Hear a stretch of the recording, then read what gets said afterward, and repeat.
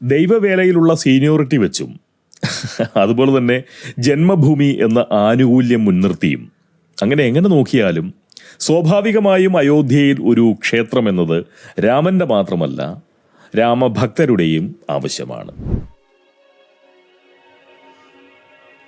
ഈ ചിത്രത്തിൽ കാണുന്ന മനുഷ്യൻ ആരാണെന്ന് പറയാമോ?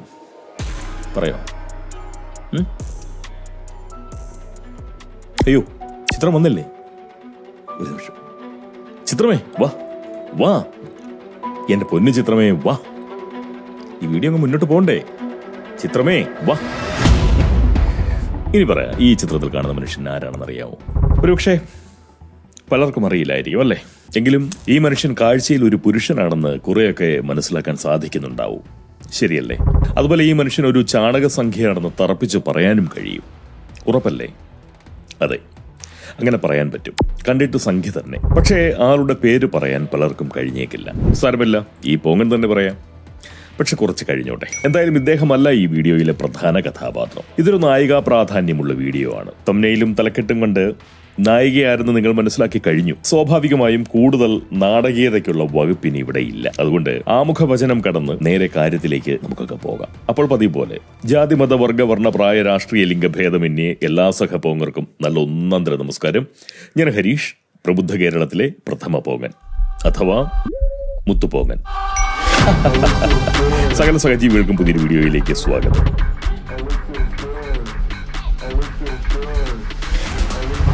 ഈ ചിത്രത്തിൽ കാണുന്ന ചിത്രയാണ് പോങ്ങന്റെ വീഡിയോയിലെ നായിക. പാടിക്കേട്ടത് വെച്ച് ചിത്ര മലയാളികൾക്ക് വാനമ്പാടിയാണ്. കേരളീയ സംഗീത ലോകം അങ്ങനെയാണ് ചിത്രയെ അടയാളപ്പെടുത്തുന്നത്. എന്നാൽ കഴിഞ്ഞ ദിവസം അവർ പറഞ്ഞു കേട്ടതു വെച്ച് ചിത്ര പ്രബുദ്ധ മലയാളികൾക്കിന്ന് സംഖ്യയാണ്, തനി ചാണകസംഖ്യ. എന്തായാലും വാനമ്പാടി എന്നത് ഇതുവരെ ആദരവ് കലർന്ന ഒരു വിശേഷണ പദമായിരുന്നു. ഇന്ന് പക്ഷേ അതങ്ങനെയല്ല. വിശേഷണത്തിനപ്പുറം അതൊരു വാസ്തവാവസ്ഥയാണ്. എന്ന് വെച്ചാൽ ഈ ഡിജിറ്റൽ യുഗവാസികളായിട്ടുള്ള കിളുന്തു മലയാളികളുടെ ഭാഷയിൽ അവരിന്ന് അക്ഷരാർത്ഥത്തിൽ എയറിലാണ്. വിമർശന ശരങ്ങളിൽ കോർത്ത് ചിത്രയെ പ്രബുദ്ധ മലയാളികൾ വാനത്തിലേക്ക് ഉയർത്തിക്കൊണ്ടിരിക്കുന്നു. പാട്ടിന് വെള്ളി വീണതോ, സംഗതി പോയതോ, ശ്രുതി തെറ്റിയതോ, താളം പിഴച്ചതോ ഒന്നുമല്ല ചിത്ര എന്ന മഹാഗായികയെ വിമർശനാർഹയാക്കിയത്. പിന്നെന്താണ്? മലയാളത്തിന്റെ മതേതര മണ്ണിൽ പാദമൂന്നിക്കൊണ്ട് അവർ അയോധ്യയിൽ നിന്നുള്ള അക്ഷതം ഭക്തിപൂർവ്വം സ്വീകരിച്ചു. എന്നു മാത്രവുമല്ല, ജാനുവരി 22 ഉച്ചയ്ക്ക് 12:20 എല്ലാവരും രാമമന്ത്രം ജപിക്കണമെന്നും 5 തിരിയുള്ള വിളക്ക് കത്തിക്കണമെന്നും പറഞ്ഞു വെച്ചു. ക്ഷമിക്കണം, അതാണ് കുഴപ്പമായത്. കുഴപ്പമാകാൻ സത്യത്തിൽ സകല മലയാളികളോടുമുള്ള ഭീഷണിയൊന്നും ആയിരുന്നില്ല. അത് സഹഭക്തരായിട്ടുള്ള ഇന്നാട്ടിലെ ഈശ്വര വിശ്വാസികളോട് അങ്ങനെ അഭ്യർത്ഥിക്കുക മാത്രമാണ് അവർ ചെയ്തത്. അതൊരു നിർബന്ധം പോലും ആയിരുന്നില്ല. ചിത്രയുടെ സഹജഭാവമായ എളിമയെ മാനിച്ചുകൊണ്ടുള്ള ഒരു എളിയ നിർദ്ദേശം, അത്രമാത്രം. താല്പര്യമുള്ളവർക്ക് അവർ പറഞ്ഞത് കേട്ട് രാമമന്ത്രം ജപിക്കാം, ജപിക്കാതെയും ഇരിക്കാം. അതുപോലെ 5 തിരിയുള്ള വിളക്ക് കൊളുത്താം, കൊളുത്താതെയും ഇരിക്കാം. അതിലെവിടെയാണ് അപാകത? അതിലെന്താണ് തെറ്റ്? അവരുടെ അഭ്യർത്ഥനയിൽ മനുഷ്യവിരുദ്ധതയോ ഇതര മതവിരോധമോ ഒന്നുമില്ല. എന്നിട്ടും അവർ ആക്രമിക്കപ്പെടുന്നു. നിർദ്ദയം തന്നെ. ചിത്രപഥവുമായി ഈ സുടുഭൂമിയിൽ കിടന്നാടുന്നത് നിസ്സാരക്കാരൊന്നുമല്ല കേട്ടോ. സാഹിത്യരംഗത്തും സിനിമാ രംഗത്തും ഒക്കെ പ്രവർത്തിക്കുന്ന പല വലിയ പുള്ളികൾ വരെ ഒരുമ്പിട്ടിറങ്ങിയിട്ടുണ്ട്. ഈ കുട്ടിക്കുരങ്ങിന്റെ കുണ്ടിയെ ഓർമ്മിപ്പിക്കുന്ന വിധം നെറ്റിയിൽ ചെമന്ന പൊട്ടുകുത്തിയ അപ്പിളിച്ചപ്പിളികളായിട്ടുള്ള രസ്യൻ ചെമ്പൊട്ടികളും ഒപ്പമുണ്ട്. സുടുമലം തീനികളായിട്ടുള്ള സാംസ്കാരിക നായകളും ആക്ടിവിസ്റ്റ് കൊടിച്ചുകളും ഉസ്തകുതരായിട്ടുള്ള വ്യാജ ഉൽപ്പതിഷ്ണുക്കളും ഒക്കെ ചിത്രപഥത്തിൽ പങ്കുചേരുന്നുണ്ട്. അതൊന്നും പക്ഷേ കാര്യമാക്കേണ്ട കാര്യമില്ല. കാരണം അവരൊക്കെ സ്വാർത്ഥബുദ്ധരായിട്ടുള്ള മലഭോജികളാണ്. തിന്ന തീട്ടത്തിന്റെ നന്ദി കാണിക്കുന്നത് തെറ്റാണെന്ന് പറയാൻ നമുക്ക് ആർക്കും അവകാശമില്ലല്ലോ. എന്നാൽ എന്നെ അമർഷം കൊള്ളിക്കുന്നത് ഗായകനായിട്ടുള്ള ശ്രീ ജി വേണുഗോപാലിന്റെ ഒരു പ്രയോഗമാണ്. ഒരു തവണത്തേക്ക് നമ്മുടെ ചിത്ര ചേച്ചിയോട് ഒന്ന് ക്ഷമിച്ചുകൂടെ നാട്ടുകാരെ എന്നാണ് വേണുഗോപാൽ ചോദിക്കുന്നത്. ക്ഷമിക്കാൻ മാത്രം എന്ത് തെറ്റാണ് നാട്ടുകാരോട് ആ ചിത്ര ചേച്ചി ചെയ്തത്? വളരെ ലളിതമായിട്ടുള്ള ഈ ചോദ്യം മാത്രമാണ് ശ്രീമാൻ വേണുഗോപാലിനോട് പോങ്ങൻ ചോദിക്കുന്നത്. ഉത്തരമുണ്ടോ വേണുഗോപാലെ? എന്താണ് ചിത്ര ചെയ്ത തെറ്റ് അല്ലെങ്കിൽ കുറ്റം? രാമൻ മാത്രമാണ് ഒരേ ഒരു ദൈവമെന്നും രാമനല്ലാതെ മറ്റൊരു ദൈവമില്ലെന്നും ചിത്ര അരുളി ചെയ്തോ? രാമഭക്തരല്ലാത്തവരെല്ലാം കാഫിറുകളാണെന്ന് ചിത്ര ഉത്തരവിട്ടോ? ഈ ഭൂമി രാമന്റെ സ്വന്തമാണെന്നും ലോകത്തെ രാമാധിപത്യത്തിൻ കീഴിലാക്കാൻ ഓരോ രാമഭക്തരും അരയിൽ അമിട്ടുകെട്ടി തെരുവിലിറങ്ങണമെന്നും ചിത്ര ചേച്ചി ആജ്ഞാപിച്ചു. രാമഭക്തരല്ലാത്ത സകലരെയും ഉന്മൂലിച്ച് നിലം പരിശാക്കണമെന്ന് ചിത്ര ആഹ്വാനം ചെയ്തു. രാമനാണ് ഏകദൈവമെന്നും അതുകൊണ്ട് രാമനൊഴിച്ച് സാക്ഷാൽ പരമശിവൻ മുതൽ പറശ്ശിനിക്കടവ് മുത്തപ്പൻ വരെയുള്ള മറ്റു സകല ഹൈന്ദവ ദൈവങ്ങളെയും ഒപ്പം ഇതര മതസ്ഥരായിട്ടുള്ള ദൈവങ്ങളെയും ഒന്നടങ്കം റദ്ദു ചെയ്തുകൊണ്ട് ചിത്രചേച്ചി വല്ല വിജ്ഞാപനവും ഇറക്കിയോ? ഈ പോങ്ങന്റെ അറിവിൽ അങ്ങനെയൊന്നുമില്ല. അങ്ങനെ ഒരു അപരാധവും ചിത്ര ചെയ്തിട്ടില്ല. കാര്യം ദൈവരോമം സൂക്ഷിക്കുന്ന മനുഷ്യരുള്ള നാടാണിത് എന്ന് കരുതി മലയാളം സംസാരിക്കുന്നവരുടെ സൗദി അറേബ്യ ഒന്നുമല്ലല്ലോ നവകേരളം. കുറഞ്ഞപക്ഷം നിലവിലെങ്കിലും ആണോ? ഈ മണ്ണിൽ ചവിട്ടി നിന്നുകൊണ്ട് രാമഭക്തയാകുന്നതിൽ ചിത്രയ്ക്ക് വിലക്ക് വല്ലതുമുണ്ടോ? സ്വന്തം വിശ്വാസം പ്രകടിപ്പിക്കുന്നത് ഇവിടെ കുറ്റമാണോ? രാമനാമം ജപിക്കണമെന്നും വിളക്ക് കൊളുത്തണമെന്നും സഹഭക്തരോട് അഭ്യർത്ഥിക്കുന്നത് ഈ നാട്ടുകാരോട് ചെയ്യുന്ന അപരാധമാണോ? വേണുഗോപാലെ, താങ്കളുടെ പേരിൽ ഒരു വേണുണ്ട് എന്ന് കരുതി താങ്കൾ സുടുക്കൾക്കത് വായിച്ചു കൊടുക്കേണ്ട കാര്യമില്ല കേട്ടോ. രാമനാമം ചൊല്ലാനും വിളക്ക് കൊളുത്താനും ഇവിടെയല്ലാതെ ഗാസയിൽ ചെന്ന് ജൂത വെടികൊണ്ട് പുകയുന്ന ആ ഹമാസന്മാരോടാണോ ചിത്രയത് പറയേണ്ടിയിരുന്നത്? വേണുഗോപാലെ, താങ്കളെ പോലെ ചിന്തിക്കുന്ന മനുഷ്യരാണ് സത്യത്തിൽ ഈ മണ്ണിനെ സുടുഭൂമിയാക്കുന്നത്. കുറെ കൂടി ആത്മാഭിമാനവും സത്യസന്ധതയും താങ്കളെ പോലുള്ള മനുഷ്യർ സൂക്ഷിക്കണം. സ്വന്തം വിശ്വാസവും അവിശ്വാസവും ഒക്കെ തുറന്നു പറയാനുള്ള ധൈര്യം നമ്മളൊക്കെ കാണിക്കണം. ഭയന്നും കീഴടങ്ങിയും ജീവിതം കഴിക്കരുത്. നന്മയുള്ളവർ അശക്തരാകുന്ന സമൂഹത്തിൽ തിന്മയ്ക്കൊപ്പം ചേർന്ന് വളരാമെന്ന് കരുതുന്നത് ആരായാലും അവർ നീതിബോധമുള്ളവരല്ല. കുശാഗ്രബുദ്ധരായിട്ടുള്ള സ്വാർത്ഥർ മാത്രമാണവർ. അത്തരക്കാരല്ല സമൂഹത്തിനും വരും തലമുറകൾക്കുമൊക്കെ മാതൃകകളാവേണ്ടത്. എന്തായാലും ഈ പോങ്ങൻ അവസാന ശ്വാസം വരെ ദുർബലരും നിസ്സഹായരുമായ മനുഷ്യർക്കൊപ്പം തോറ്റുപോകാനായി ജീവിക്കുന്നവനാണ്. തോറ്റുപോകാൻ എന്ന് പറഞ്ഞത് നമ്മുടെ ഈ പരിഷ്കൃത സമൂഹത്തിൽ സാധാരണക്കാരും നിരാലംബരും അല്ലെങ്കിൽ സ്വാധീനശേഷി കുറഞ്ഞവരുമൊക്കെ ആയിട്ടുള്ള മനുഷ്യർ, അതല്ലെങ്കിൽ സദ്ബുദ്ധിയുള്ള മനുഷ്യർ, സാംസ്കാരിക ബോധം കുറച്ച് കൂടിപ്പോയിട്ടുള്ള മനുഷ്യരൊക്കെ വൻ പരാജയമായി പോവുക, തോറ്റുപോവുകയാണല്ലോ പതിവ്, അല്ലേ? അല്ലെങ്കിൽ തോൽപ്പിക്കപ്പെടുകയാണല്ലോ പതിവ്.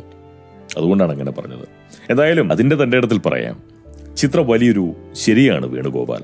അവർ അവരുടെ ഭക്തി കളങ്കമില്ലാതെ അവതരിപ്പിക്കുക മാത്രമാണ് ചെയ്തത്. വിരോധമോ വെറുപ്പോ ഇതരമത വിരുദ്ധതയോ അവരുടെ ആ ആഹ്വാനത്തിൽ ഉണ്ടായിരുന്നില്ല. അവരെ എതിർക്കുന്ന ഒരാൾ പോലും നന്മയുള്ളവരോ ശരിയായിട്ടുള്ള പരിഷ്കൃത ബുദ്ധി ഉള്ളവരോ അതുപോലെ തന്നെ മാനവിക ബോധമുള്ളവരോ അല്ല. ഒന്നുറപ്പാണ്, നാട്ടുകാർ ക്ഷമിക്കുന്നതും കാത്തിരിക്കേണ്ട യാതൊരു കാര്യവും ചിത്രയ്ക്കില്ല. അമേദ്യത്തെ അമൃതായി കണ്ട് ആഹരിക്കുന്നവരുടെ അഭിപ്രായമല്ല അമൃതിന്റെ മൂല്യത്തെ നിർണയിക്കുന്നത് അല്ലെങ്കിൽ നിർണയിക്കേണ്ടത്. അവസ്ത്രവാദിയും സുടുമലം തീനിയുമായിട്ടുള്ള ഒരൊറ്റ താതസുലഭന്റെ പോലും പിന്തുണ ചിത്രയ്ക്ക് കാര്യത്തിൽ തീർച്ചയായും ആവശ്യമില്ല വേണുഗോപാൽ. ചിത്രയുടെ സ്വരത്തിന് നേരെ കമ്മിസുടുക്കൾ കാതുകൊട്ടി അടച്ചാൽ പോലും ചിത്രയ്ക്കൊന്നും തന്നെ നഷ്ടപ്പെടാനില്ല. മാത്രവുമല്ല, ഈ നാട്ടിൽ കമ്മിസുടു ദമ്പതികളുടെ വെറുപ്പ് പേറാൻ കഴിയുന്നവർ അത്യാവശ്യം യോഗ്യരുമായിരിക്കും. എന്തായാലും ചിത്രയ്ക്കെതിരെ ഇപ്പോൾ ഉറഞ്ഞു തുള്ളുന്ന ഒരാൾ പോലും ഈ ക്രിസ്മസ് കാലത്തെ ആശംസയ്ക്കും അതുപോലെ തന്നെ നോമ്പ് കാലത്തെ പൊതു ഭക്ഷണശാലകൾക്കും വിലക്ക് ഏർപ്പെടുത്തണമെന്ന് തീവ്ര മതമൗലികവാദികൾ ആഹ്വാനം ചെയ്ത് കേട്ടപ്പോൾ പ്രതികരിച്ചു കണ്ടില്ല. ഇവരാരും പ്രതികരിച്ചു കണ്ടില്ല. അത്രയും പച്ചയായി വർഗീയതയും മതവിദ്വേഷവും പറഞ്ഞവർ പ്രബുദ്ധ കേരളീയർക്ക് പുരോഗമന ബുദ്ധരായിട്ടുള്ള മതേതര മാനവികവാദികൾ. രാമനാമം ജപിക്കണമെന്നും വിളക്ക് കൊളുത്തണമെന്നും പറഞ്ഞ ചിത്ര അവർക്ക് കൊടും വർഗീയവാദിയായിട്ടുള്ള സംഖ്യയും അപരിഷ്കൃതയായ മൂരാച്ചിയും അല്ലേ? പോയി സുടുമലം തിന്നടാ പിറകളെ, പോയി സുടുമലം തിന്നെ. നിന്റെയൊക്കെ ഈ സംഖ്യ എന്ന ചാപ്പകുത്തലുണ്ടല്ലോ, അത് നീയൊക്കെ വയറ് നിറയെ കമ്മെത്തുന്ന തീട്ടത്തിന്റെ നന്ദി പ്രകടനം മാത്രമാണെന്ന് ഇവിടെ ആർക്കാണറിയാത്തത്? നല്ല പുകിലായി. ഇനി ഒരൊറ്റ മനുഷ്യനും ആ വിളി കേട്ട് ചൂളില്ല കേട്ടോ. അതേസമയം സഖാവെന്ന് പറയാൻ ആളുകൾ മടിക്കുന്ന കാലം അകലെയുമല്ല. നീയൊക്കെ കാലിനടിയിലേക്കൊന്ന് നോക്കിക്കോളൂ. ഇടയിലേക്കല്ല, അടിയിലേക്ക്. പാദം ഉറപ്പിച്ചു നിൽക്കുന്ന മണ്ണൊന്ന് കൊത്തിയിളക്കി വിട്ടിട്ടുണ്ട് സാക്ഷാൽ MDയും അതുപോലെ M മുകുന്ദനും കൂടി. വൈകാതെ സക്കറയെയും ആ മണ്ണ് തോണ്ടാനായി ഇറങ്ങിയേക്കും. ചിത്രയുടെ നാവ് രാമനാമം കൂടി ജപിക്കുന്നതോടെ ആ മണ്ണ് ഒലിച്ചു തുടങ്ങും. സംശയം വേണ്ട, മണ്ണൊലിപ്പിന് അധികം വൈകലില്ല. ഇനി പോങ്ങനൊരു രഹസ്യം പറയാം. നിങ്ങളുടെ കാൽച്ചുവട്ടിലെ മണ്ണിൽ ആദ്യത്തെ വെട്ടുപെട്ടിയത് സാക്ഷാൽ MD അല്ല കേട്ടോ, മറ്റൊരു സാക്ഷാലായിട്ടുള്ള കുഞ്ഞിക്കയാണ്. എന്ന് വെച്ചാൽ പുനത്തിൽ കുഞ്ഞബ്ദുള്ള. മിച്ചമില്ലാത്ത വിധം ആളിന്ന് മരിച്ചുപോയി. ചിതയിലെരിഞ്ഞ് അന്തരീക്ഷത്തിൽ അലിയണമെന്ന അദ്ദേഹത്തിന്റെ ആഗ്രഹത്തെ പുഴുക്കളും തിന്നു. കുഞ്ഞബ്ദുള്ളയുടെ ആഗ്രഹവുമായി നിങ്ങളുടെ കാൽച്ചുവട്ടിലെ മണ്ണിൽ ആ പുഴുക്കൾ പണി തുടങ്ങിയിട്ട് ഏതാണ്ട് 6-7 കൊല്ലമായി. പറഞ്ഞതങ്ങ് വേണ്ട വിധം കിട്ടിയില്ലല്ലേ? സാരമില്ല, സമയമുണ്ടല്ലോ. അങ്ങ് നിലം പറ്റുമ്പോൾ എല്ലാം കൃത്യമായി പിടികിട്ടിക്കോളും. അല്പം കൂടി ഒന്ന് ക്ഷമിക്കുക, എല്ലാം പിടികിട്ടും. ചിത്രവധം നടത്തുന്നവർ ഒന്നോർത്താൽ കൊള്ളാം. ബഹുമാനപ്പെട്ട നമ്മുടെ സുപ്രീം കോടതി തീർപ്പ് കൽപ്പിച്ച ആ അന്തിമ വിധി അത് അനുകൂലമായതിന്റെ അടിസ്ഥാനത്തിലാണ് അയോധ്യയിൽ ക്ഷേത്ര നിർമ്മാണം തുടങ്ങിയതും തുടരുന്നതും. സ്വാഭാവികമായും അവിടെ ഇന്ന് യാതൊരു തർക്കവും നിലവിലില്ല. അതുകൊണ്ട് തന്നെ അയോധ്യയിലെ ക്ഷേത്ര നിർമ്മാണത്തിൽ അന്യായം ആരോപിക്കാൻ ആർക്കും അവകാശവുമില്ല. മാത്രവുമല്ല, മുസ്ലിം സഹോദരങ്ങളെ ഒരു നിലയ്ക്കും വേദനിപ്പിക്കേണ്ട ഒന്നും അവിടെ ഇല്ല എന്നുള്ളതാണ് വാസ്തവം. അങ്ങനെ പറയാൻ പ്രധാനമായിട്ടും 2 കാരണങ്ങളാണ് പോങ്ങന്റെ മനസ്സിലുള്ളത്. ഒന്ന്, അയോധ്യ എന്നത് ശ്രീരാമന്റെ ജന്മഭൂമിയായി ഭാരതീയർ വിശ്വസിക്കുന്നു. മക്കയിൽ ജനിച്ച അന്ത്യപ്രവാചകൻ മദീനയിൽ അന്തരിക്കുന്നതിനും ഏതാണ്ട് 2000 കൊല്ലങ്ങൾക്ക് മുൻപായി വെങ്കലയുഗത്തിലാണ് ശ്രീരാമൻ ജനിക്കുന്നത്. അതായത് ദൈവവേലയിലുള്ള സീനിയോറിറ്റി വെച്ചും അതുപോലെ തന്നെ ജന്മഭൂമി എന്ന ആനുകൂല്യം മുൻനിർത്തിയും എങ്ങനെ നോക്കിയാലും സ്വാഭാവികമായും അയോധ്യയിൽ ഒരു ക്ഷേത്രം എന്നത് രാമന്റെ മാത്രമല്ല രാമഭക്തരുടെയും ആവശ്യമാണ്. അതിൽ തീർത്തും ന്യായവുമുണ്ട്. ആര് നോക്കിയാലും ആ ന്യായം കാണാനും കഴിയും. രണ്ടാമത്തെ കാര്യം, മുസൽമാന്മാരെ സംബന്ധിച്ച് പറഞ്ഞാൽ പള്ളി അല്ലെങ്കിൽ മസ്ജിദ് എന്നത് ഒരുമിച്ച് കൂടി നമസ്കാരം ചെയ്യാനുള്ള ഒരിടമാണ് അവർക്ക്. അതുപോലെ അറിയിപ്പ് കേന്ദ്രമായും മതപഠനശാലയായും ഒക്കെ മസ്ജിദുകൾ ഉപയോഗിക്കപ്പെടുന്നുണ്ട്. എന്നാൽ വിഗ്രഹാരാധന നിഷിദ്ധമായിട്ടുള്ള മുസ്ലിം വിശ്വാസികൾക്ക് ഹൈന്ദവരുടെ അമ്പലം പോലെയോ ക്രൈസ്തവരുടെ പള്ളി പോലെയോ ഉള്ള ഒരിടമല്ല മസ്ജിദുകൾ. നല്ല തിരക്കേറിയ നടുറോഡിൽ പോലും പ്രാർത്ഥിക്കാൻ മുട്ടി നമസ്കരിക്കുന്ന വിശ്വാസികളെ ഈ പോങ്ങൻ കണ്ടിട്ടുണ്ട്. മഴയും മഞ്ഞും വെയിലുമൊന്നും കൊള്ളാതെ ഏകാഗ്രതയോടെ എല്ലാവർക്കുമായി നമസ്കരിക്കാൻ കഴിയുന്ന സ്വസ്ഥ സുന്ദരമായിട്ടുള്ള ഒരു നിർമ്മിതിയാണ് അവർക്ക് മസ്ജിദുകൾ. ശരിയല്ലേ? പോങ്ങന് ഇസ്ലാം മതവിശ്വാസികളായിട്ടുള്ള ധാരാളം സ്നേഹിതരുണ്ട് കേട്ടോ. അവർ വഴിയൊക്കെ മനസ്സിലാക്കിയ സംഗതിയാണിത്. തെറ്റാണെങ്കിൽ തീർച്ചയായിട്ടും പറയാം. പിശകിയെന്ന് തോന്നിയാൽ തീർച്ചയായിട്ടും പോകൻ മടി കൂടാതെ തിരുത്തുകയും ചെയ്യാം. അതവിടെ നിൽക്കട്ടെ. ഈ മക്ക ഇസ്ലാം വിശ്വാസികളെ സംബന്ധിച്ച് എത്രയോ വിശുദ്ധമായിട്ടുള്ള ഒരു നഗരമാണ്. മുഹമ്മദ് നബിയുടെ ജന്മദേശം. ഇനി പറയുന്ന കാര്യമൊന്ന് സങ്കല്പിച്ചു നോക്കണം. അതായത് മഹാഭ്രാന്തനും കണ്ടമാനം മതവെറിയനുമായ ഏതെങ്കിലും ഒരു ഹൈന്ദവ ചക്രവർത്തി ഒരു കുതിരവണ്ടിയൊക്കെ എടുത്ത് കൊല്ലാനും ചാകാനുമായി കുറച്ച് പടയാളികളെയും ഒക്കെ കൂട്ടി ഈ സൗദിയിലൂടെയൊക്കെ തേരോട്ടം നടത്തിയെന്നങ്ങ് കൂട്ടുക. കണ്ണിൽ കാണുന്ന സകല മനുഷ്യരെയും പിടിച്ച് ബലാത്കാരമായി ഹിന്ദുക്കളാക്കുക. ഹിന്ദുവാകാൻ തയ്യാറല്ലാത്തവരെ കൈയോടെ പൂശിക്കളയുക. സ്ത്രീകളെ ബലാത്സംഗം ചെയ്ത് നേരം പോക്കുക. അവരെ തട്ടിക്കൊണ്ടുവന്ന് അടിമകളാക്കി വിൽക്കുക. അതുപോലെ തന്നെ മിനാരമുള്ള നിർമ്മിതികളൊക്കെ തകർത്ത് അവിടെയെല്ലാം ഹൈന്ദവ ക്ഷേത്രങ്ങൾ പണിതുവയ്ക്കുക. ഇതൊക്കെയാണ് പരനാറിയും പരമക്രൂരനുമായിട്ടുള്ള ആ ഹൈന്ദവ ചക്രവർത്തിയുടെ വിനോദവേലയെന്ന് ചുമ്മാ ഒന്ന് കൂട്ടുക. കൂട്ടിയോ? അല്ലെങ്കിൽ സങ്കല്പിച്ചോ? ശരി, നൂറ്റാണ്ടുകൾ പലത് കഴിഞ്ഞു പോയി, ലോകം മാറി, രാജഭരണം പോയി, ജനാധിപത്യം വന്നു.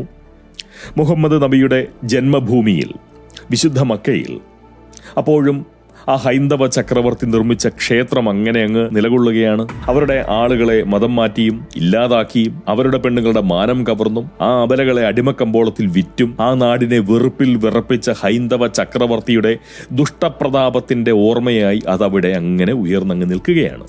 ആ ക്ഷേത്ര ശരീരത്തിൽ നൂറ്റാണ്ടുകൾക്ക് മുന്നേ തകർക്കപ്പെട്ട മസ്ജിദിന്റെ അവശിഷ്ടങ്ങൾ കാണാനുമുണ്ട്. ഒരു നാളിൽ അതിവൈകാരികതയുടെ പിടിയിൽപ്പെട്ട സൗദിയിലെ ഭൂരിപക്ഷം വരുന്ന നബി വിശ്വാസികൾ ആ ക്ഷേത്രം തകർത്ത് മക്കയിൽ മസ്ജിദ് ഉയർത്തി. അത് ശരിയാണോ തെറ്റാണോ? എന്താണ് നിങ്ങളുടെ അഭിപ്രായം? പോങ്ങന് പറയാനുള്ളത് പോങ്ങൻ പറയാം. ഇസ്ലാമിക വിശ്വാസികളുടെ അയോധ്യയായ മക്കയെ വിശുദ്ധ നഗരമാക്കുന്നത് ലോകത്തിലെ ഏറ്റവും വലിയ മസ്ജിദായ മസ്ജിദുൽ ഹറമാണ്. മുഹമ്മദ് നബിയുടെ ജന്മഭൂമിയിൽ രാമക്ഷേത്രത്തിന് യാതൊരു പ്രസക്തിയുമില്ല, ഉണ്ടാവാനും പാടില്ല, ഉണ്ടാവേണ്ട കാര്യവുമില്ല. അതുപോലെ അയോധ്യ ഹിന്ദുക്കളുടെ മക്കയായി ഇവിടെ ഇരിക്കട്ടെ. സൗദി അറേബ്യയിൽ ഒരു രാമക്ഷേത്രത്തിന് ഉയരാൻ കഴിയില്ലായിരിക്കാം, എളുപ്പം ഉയരാൻ കഴിയില്ലായിരിക്കാം. എന്നാൽ ഭാരതത്തിൽ മസ്ജിദുകൾ തീർക്കാൻ തീർച്ചയായും സാധിക്കും. അതുകൊണ്ട് അയോധ്യയിലെ രാമക്ഷേത്രത്തിന്റെ അതിരിന് പുറത്ത് ഒരു മസ്ജിദ് പണിതുയർത്തി യാതൊരു തടസ്സവും കൂടാതെ അവിടെ മുസ്ലിം സഹോദരങ്ങൾക്ക് തീർച്ചയായിട്ടും നമസ്കാരം നടത്താവുന്നതല്ലേ ഉള്ളൂ. ഇനിയിപ്പോ ഇത് മനുഷ്യ സഹജമായിട്ടുള്ള വാശിയുടെ പ്രശ്നമാണെങ്കിൽ രാമക്ഷേത്രത്തെക്കാൾ വലിയ ഒരു മസ്ജിദ് തന്നെ തീർച്ചയായിട്ടും അവിടെ ഉയർത്തട്ടെ. മക്കയിലെ ആ മസ്ജിദുൽ ഹറമിനേക്കാൾ വലിയ ഒരു മസ്ജിദ് അത് അയോധ്യയിൽ പണി കഴിപ്പിക്കാമല്ലോ, അല്ലേ? അതിനുള്ള ആളും അർത്ഥവും ഒക്കെ ഉള്ള കൂട്ടരല്ലേ? എന്തായാലും സഹിഷ്ണുതയോടെ ചിന്തിച്ചും സാഹോദര്യ ബുദ്ധിയോടെ സഹകരിച്ചും സഹവസിക്കുമ്പോഴല്ലേ നമ്മളൊക്കെ മനുഷ്യരാവുകയുള്ളൂ. അല്ലെങ്കിൽ വെറും മതസ്ഥരായി നമ്മൾ മനുഷ്യർ ചുരുങ്ങിപ്പോകില്ലേ?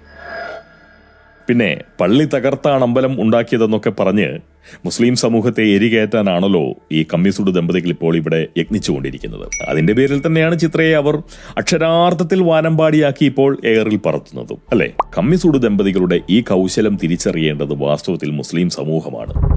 അയോധ്യയിലെ പള്ളി തകർത്തു എന്ന് വിലപിക്കുന്ന കമ്മികൾ നമ്മുടെ ഈ കൊച്ചു കേരളത്തിൽ തകർത്തത് എത്ര മസ്ജിദുകളാണെന്ന് അറിയാമോ? അല്ലെങ്കിൽ എത്ര പള്ളികളാണെന്ന് അറിയാമോ? ഒരു 35-ൽ കുറയില്ല, അല്ലേ? അതോ 15 ഉള്ളൂ? അതെ, കമ്മ്യൂണിസ്റ്റ് മാർക്സിസ്റ്റ് പാർട്ടിയുടെ ഭീകരവാദികൾ അടിഞ്ഞാട്ടം നടത്തിയിരുന്നത് 33 പള്ളികൾ തലശ്ശേരി കലാപത്തിൽ തകർക്കപ്പെട്ടു. ഇപ്പോഴും മാർക്സിസ്റ്റ് പാർട്ടിയുടെ പ്രവർത്തകർ പറയുന്നത് കലാപമെന്ന് നടത്തിയിരുന്നത് സംഘപരിവാരും RSSുമായിരുന്നു എന്നാണ്. എന്നാൽ നാം അറിയണം, 33 പള്ളികൾ ആ കലാപത്തിൽ തകർക്കപ്പെട്ടപ്പോൾ അതിൽ 15 തകർക്കപ്പെട്ട പള്ളികൾ നിലനിന്നിരുന്ന സ്ഥലത്ത് അന്നൊരു പേരിന് പോലും ഒരു RSSകാരൻ ഉണ്ടായിരുന്നില്ല. പിന്നെ ഏത് RSSകാരനാണ് ഈ പള്ളികൾ തകർത്തത്? 15 സ്ഥലങ്ങളിൽ പേരിന് പോലും ഒരു RSS ഉണ്ടായിരുന്നില്ല. അതൊക്കെയും മാർക്സിസ്റ്റ് പാർട്ടിയുടെ ശക്തി കേന്ദ്രങ്ങളായിരുന്നു. ഈ 33 പള്ളികളും തകർത്തു. എന്തായാലും അവർ തകർത്ത പള്ളികളുടെ ക്രെഡിറ്റ് മുഴുവൻ ക്രെഡിറ്റും മുഴുവൻ എന്ന് പറഞ്ഞു കഴിഞ്ഞാൽ പൂർണ്ണമായും പരിപൂർണമായും അവർ RSSന് കൊടുത്തു. അതും ചുളുവിൽ. അതിന്റെ കഥ പിന്നാലെ പറയാം. ഇല്ലെങ്കിൽ നേരം ഇനിയും ഒരുപാട് നീളും. അതുകൊണ്ട് തൽക്കാലം നമുക്കിത് നിർത്താം. പിന്നെ ആദ്യം നമ്മൾ കണ്ട സംഘിയില്ലേ, അദ്ദേഹം ഒരു മേയറായിരുന്നു കേട്ടോ. ഇവിടെയെങ്ങുമല്ല, അങ്ങ് പാകിസ്ഥാനിൽ കറാച്ചിയിലെ ജംഷഡ് ടൗൺ മേയറായിരുന്നു അദ്ദേഹം. മുസ്ലിം കുടുംബത്തിൽ ജനിച്ച് മുസൽമാനായി ജീവിച്ചു വരുന്ന മുസ്ലിം നാമധാരിയായിട്ടുള്ള ഒരു മനുഷ്യൻ. പേര് ആരിഫ് അസാക്കിയ എന്നാണ് ഉച്ചരിക്കേണ്ടതെന്ന് തോന്നുന്നു. കൃത്യമായിട്ട് പോകാൻ അറിയില്ല. സംസ്കൃതത്തിൽ എന്തായാലും അസാക്കിയ എന്നാണ് പറയുന്നത്. ആരിഫ് അസാക്കിയ. അദ്ദേഹം പാകിസ്ഥാനിയാണ് എന്നുണ്ടെങ്കിൽ പോലും തീർച്ചയായിട്ടും വലിയൊരു മനുഷ്യസ്നേഹിയാണ്. അദ്ദേഹം സനാതനധർമ്മത്തെ സ്നേഹിക്കുന്ന ഒരു വ്യക്തിയാണ്. ഭാരതത്തെ വലിയ നിലയിൽ ഇഷ്ടപ്പെടുന്ന ഒരു വ്യക്തിയാണ്. അദ്ദേഹം ഒരു മനുഷ്യാവകാശ പ്രവർത്തകനാണ്. അങ്ങനെ ഒരുപാട് ഗുണങ്ങളുള്ള ഒരു നല്ല മുസൽമാനാണ് അദ്ദേഹം, ആരിഫ് അസാക്കിയ. ഈ വീഡിയോയിൽ അദ്ദേഹത്തിന് പ്രസക്തി പകരുന്നത് അയോധ്യ വിഷയത്തിൽ ആ മനുഷ്യൻ കൈക്കൊണ്ട മനോഭാവത്തെ പരിഗണിച്ചാണ്. അയോധ്യയിലെ രാമക്ഷേത്രം ഒരു ശരിയായിരുന്നുവെന്ന്, വെറും ശരിയല്ല, തെറ്റുതിരുത്തലിന്റെ കരുത്തുള്ളത്ര വലിയ ഒരു ശരിയായിരുന്നുവെന്നാണ് പാകിസ്ഥാനിലെ മുൻ മേയറായ മുസൽമാൻ പറഞ്ഞത്. അതുപോലെ ഒവൈസി അടക്കമുള്ള നാടൻ വിഷയങ്ങളെ ഭ്രാന്തരെന്നും അദ്ദേഹം വിശേഷിപ്പിച്ചു കളഞ്ഞു. ആ പാകിസ്ഥാനി മുസൽമാന്റെ കണ്ണിൽ ചിത്ര ഒരു വലിയ ശരിയാണ് വേണുഗോപാലെ. ആ പാകിസ്ഥാനി മുസൽമാന്റെ വിവേകവും നന്മയും മനുഷ്യസ്നേഹവും ഒക്കെയാണ് വേണുഗോപാലിനെ പോലുള്ള മനുഷ്യർ കാണിക്കേണ്ടത്. അത് പറയുക എന്നുള്ളതായിരുന്നു പൊങ്ങന്റെ പ്രധാന ലക്ഷ്യം. അതുകൊണ്ട് ചിത്രയ്ക്ക് ഒരാളുടെയും കനിവിന്റെ ആവശ്യമില്ല. അതുപോലെ പാകിസ്ഥാനിയായ ആരിഫ് അസാക്കിയെയും ഭാരതീയയായ നമ്മുടെ ചിത്രയെയും സംഖ്യയാക്കേണ്ടത് അവരുടെ വേഷം കണ്ടോ വർത്തമാനം കേട്ടോ ഒന്നും ആവരുത്. അവരെ സംഖ്യയാക്കണമെങ്കിൽ അത് അവരുടെ സത്യസന്ധമായിട്ടുള്ള സ്വഭാവ മഹിമയെ മാത്രം മാനിച്ചാവണം. കേരളത്തിലെ ഇന്ത്യ വിരുദ്ധരായിട്ടുള്ള കമ്മി സുഡുക്കളെ ഭയക്കാതെ സത്യം പറഞ്ഞ ചിത്രയും പാകിസ്ഥാനിലെ ഇന്ത്യ വിരുദ്ധരായിട്ടുള്ള സുഡുക്കളെ ഭയക്കാതെ ന്യായം പറഞ്ഞ ആരിഫ് അസാക്കിയെയും നിങ്ങൾ സംഖ്യയാക്കുന്നുവെങ്കിൽ അത് സത്യത്തെയും ന്യായത്തെയും നീതിയെയും ഒക്കെ സംഖ്യത്വമാക്കി അംഗീകരിക്കുന്നതിന്റെ ലക്ഷണമാണ്. ഒരു കാര്യം കൂടി പറഞ്ഞ് അവസാനിപ്പിക്കാം. പ്രാർത്ഥന കൊണ്ട് ദൈവങ്ങളെ കഷ്ടപ്പെടുത്തുന്ന ഒരുവനല്ല പോങ്ങൻ. എങ്കിലും ചിത്ര പറഞ്ഞത് ഈ പോങ്ങൻ മാനിക്കും. അറിയാവുന്ന നിലയിൽ രാമമന്ത്രം ജപിക്കും. 5 തിരിയിട്ട വിളക്ക് തെളിക്കും. അതിൻ്റെ രാമഭക്തി കൊണ്ടല്ല, ചിത്രയ്ക്കുള്ള ഈ എളിയമന്റെ പിന്തുണ, കമ്മിസുഡ് ദമ്പതികളോടുള്ള പ്രതിഷേധം, അത്രമാത്രം. If India is secular, it's only because it is Hindu majority country. അടുത്ത വീഡിയോയിലൂടെ വീണ്ടും കാണാം. എല്ലാവരോടും സ്നേഹം, എല്ലാവർക്കും നന്മകൾ.